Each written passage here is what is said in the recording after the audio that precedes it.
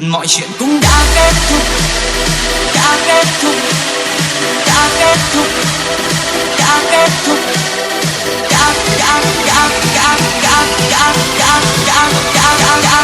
đã đã đã kết thúc. Thời gian lâu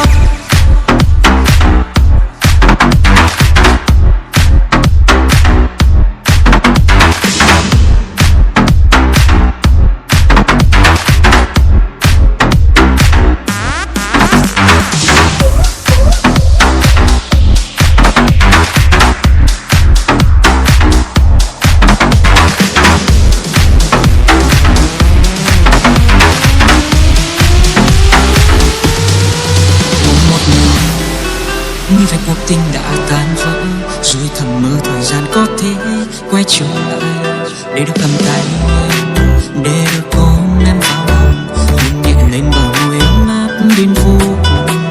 Giờ thì người đã lạnh lùng, hạnh phúc bên ai rồi, đâu còn thương còn nhớ đến một người đã từng yêu, đã từng có rất nhiều những kỷ niệm một mình còn yêu. Mọi chuyện cũng đã kết thúc từ rất lâu rồi, giờ càng nghĩ đến chỉ khiến ta thêm buồn thôi. Nhưng nỗi đau đã hằn sâu trong tiềm thức sẽ mãi không thể nào phai. Giờ anh chỉ ước thời gian có thể quay trở lại để được nắm tay em bước đi trên con đường dài.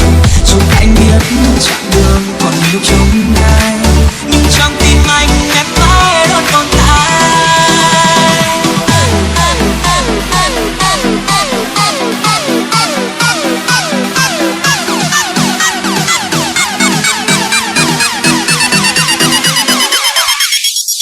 Nhưng trong tim anh em mãi luôn tồn tại.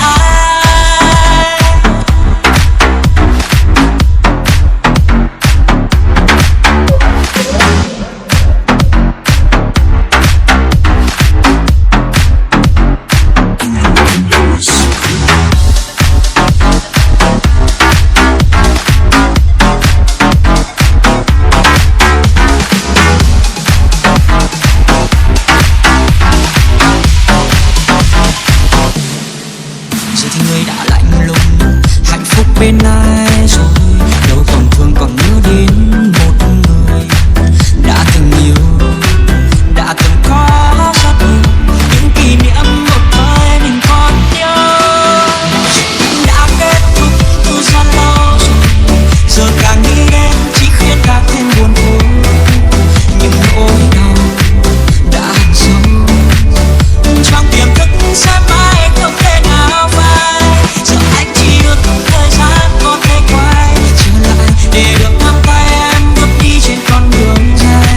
Dù anh biết chặng đường còn nhiều chông gai, nhưng trong tim anh em mãi luôn tồn tại. Mọi chuyện cũng đã kết thúc từ rất lâu rồi, giờ càng nghĩ đến chỉ khiến ta thêm buồn thôi. Nhưng nỗi đau đã hằn sâu trong tiềm thức sẽ mãi